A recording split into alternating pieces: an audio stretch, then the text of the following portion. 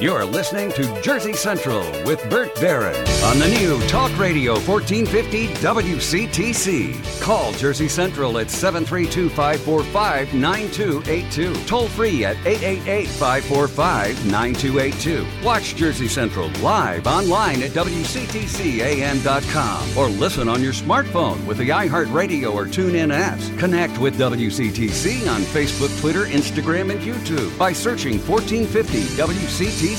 And now, back to Jersey's Morning Show. Jersey Central with Bert Barron. For the Forge Jewelers, Omega time is 8:37. Forge Jewelers, the official jeweler of 1450 WCTC. Good morning. We got our Need to Know Things coming up in just a little bit, but I'm real excited to welcome in my guest, who is on the Jersey Central Newsmaker Hotline. He is a best-selling author from New Jersey, and the long-awaited follow-up to his latest best-selling book is about to become available. The book is called Dead Fellas, and the author that I'm talking about, let's welcome back Jon D'Amore to WCTC. Jon, good morning. It is Bert Barron. How are you, my friend? Good morning, Bert, and good morning, New Jersey.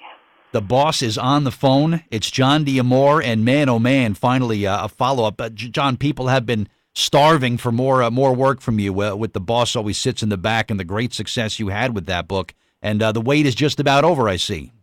Yes, I would say the book will be out, maybe 7 days, I think, from right now. It'll be available. It'll be available on all the normal outlets, Amazon.com, BarnesandNoble.com for the printed books, and then you can also get the e-books at those locations and iTunes. But if you want an advance copy and signed, you know what you got to do, Bert. The old people have to do is just go to deadfellas.com, and there's a link there where they can get an advance copy, and I'll be happy to sign it to them, and they'll have it before the stores have it. Actually. Wow. Very cool. And, of course, with the release of the book, a coast-to-coast book reading and book signing tour, I see, will follow. Yes, I'm going to start that in September. I was thinking, if the book's going to come out in June, why not do June? But it's, people are on vacation. Hopefully they'll already have bought a copy of the book and be reading it down on the beaches everywhere from Sandy Hook down to Cape May. Yeah, good stuff. And, of course, the book is called Dead Fellas. It is the long-awaited follow-up to The Boss Always Sits in the Back. Jon, you and I had done a bunch of events together here in Jersey on your last book. We were in Sea Caucus. We were in Jersey City. We had in Metuchen. We had done a bunch of reading events over the period when that book was selling like crazy and still does. Yeah. Were you surprised at the success of The Boss when it came out and the reaction that it got? Surprised was, I think, the first or second week it came out. Amazed, I think, everything after that. I've had, as you know, I had a great run, 4 years of pretty much nonstop readings, sales, TV appearances, radio shows, none as good as yours. I will absolutely say that. It was fantastic. I've had authors come up to me during the third and fourth year that The Boss was still out, and they just say, I had a bestseller, and not me. They're saying this themselves. They're saying, I had a bestseller, and I had a really good 1 year run out of this. How did you make 4 out of it? And it really came down to nothing more than loving what I did. And as you know, when I go to do these readings, I make them as much fun as I possibly can. Yeah, and the ones I've been to, Jon, packed houses, standing room only, reading events. The one that we did in Sea Caucus at the library there was so much fun, and the crowd just came out in big numbers. And it was always funny how you talk about when you came back to Jersey, you would go to these towns and you would do these readings of The Boss. And, instead of putting, silver bracelets on your wrist, they were giving you commendations and awards for this great story that you had written. So it's kind of like you'd gone full circle with that. It is. And sometimes, and you were there too, I just don't know if I pointed it out to you, but there were times I'd be doing this reading, and The Boss Always Sits in the Back is a mob book, folks. It's about some guys from North Jersey who managed to pull off one of the greatest Las Vegas scams of all time. But The funny part was I would be doing these readings throughout New Jersey, and some of the guys would actually show up at the readings, and I certainly just couldn't say, "And ladies and gentlemen, here's so-and-so from the book," Really? Did that happen at any? Yeah. Did that happen, John, at some of the ones that I was at? Oh, it happened at every one of them. Wow, you're kidding me. Wow.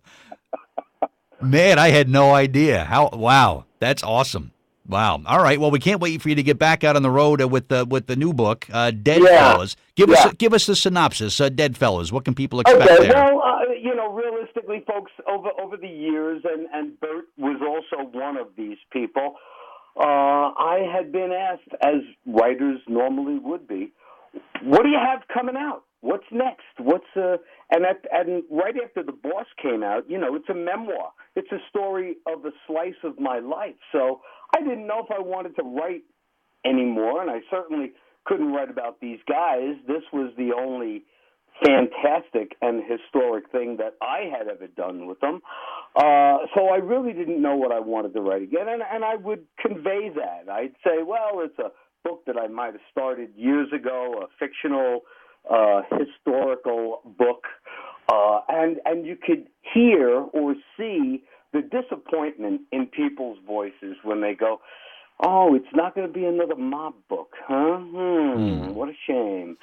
So over the years, I thought about it, and as you know, Bert, and as it says at the opening of Dead Fellas in the preface, this story actually started as a screenplay that a friend of mine and I wrote while I was working out in Los Angeles for the studios as a script doctor. And we wrote it, and then, of course, like most scripts, you take it and you put it in the proverbial drawer, which is actually a computer file these days. But and that was it. So I figured, hey, if people want a mob story, Dead Fellas, which is a mix of Jersey mob guys, and a ancient Indian curse that takes place on some land in Nevada where the Jersey mob guys own a casino. And let me just say that if you can think at all, if you put together Dead Fellas, and figure out what those two words could combine, that's what your story's about. And Bert, if I'm not mistaken, I think you were one of the people who got one of those advanced copies. Yes, I did. And first of all, I was incredibly flattered. I had never received an acknowledgement in a book before, John. So that was just a great, great thing for you to do, and something I'll always treasure. So thank you so much for the mention. In the help of making The Boss the bestseller that it was. So I certainly want to repay that debt. Well, thank you. It was my pleasure. And I don't know, Chapter 1 is set in one of my favorite Jersey destinations. Was that for me too, John? I don't know. I did not know that. You like the hot dogs there, eh? Every time I am in that corner of the state, it is a must stop at the incredible Rutt's Hut. No doubt about it. Yeah, I took a lot of locations, obviously, from throughout New Jersey. Of course, I mentioned the Jersey Shore often in it, but yeah, Rutt's Hut, the TikTok Diner, beautiful, a lot of stuff like that, and that's what makes it fun for people to read. And of course, where the screenplay started, or actually all takes place in 1999. I made the book go back to 1957.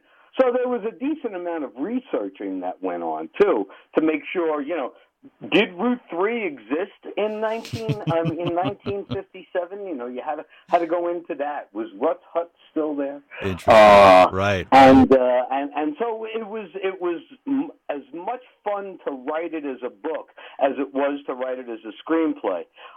So I'm enjoying that. And I can tell you, I really enjoyed that a lot. On the reader side of the equation, John, it's a great ride as well, and I can't wait to get back to it and get it finished up. But we're looking forward for you to come on east and do some readings and do some signings again, and we're looking forward to working with you on those again, too. Website, deadfellas.com. I hope you'll allow me to come into the studio and we could do an interview. Absolutely. And I can give a few books away. Are you kidding? I would love that. And deadfellas.com if you want to get some information. Real quick, you want to share one of the reviews with this book here? A pretty famous rock star read it and signed off on it. Go ahead. You do it because I don't have anything near me. Carmine Apiece read this book and reviewed it, and he summed it up by saying awesome. Says it has two of his favorite elements, history and mafia stories. And that's from Carmine Apiece, the rock star. Yes. Who you were a big fan of, and now you guys are kind of friends. That's cool. Yeah, we've been friends for a few years, and now he writes books. I write books. We get together sometimes. Once in a while, he was out in L.A. when I did a reading out there, and then like you mentioned, we did one up in Secaucus last year. You couldn't put any more people in that 130 room. Conference room, whatever you want to call, where they do their readings, and it was an honor to have you there. Yeah, and I can't wait for you to come back east, John, and do some more signings and some readings of your new book, Dead Fellas. Look for it June 5th, and it's a terrific read, trust me. So get your hands on that. And John, always great to talk to you, my friend. And Jersey's here. We miss you, man, and we can't wait till you come back. And congrats on this great book here, and we'll talk again soon, and I can't wait to get out on the road with you. Thank you very much. You take care, Burton. Please make sure you say hi to all my friends back there. You bet I will. Thank you so much, John. Always a pleasure, my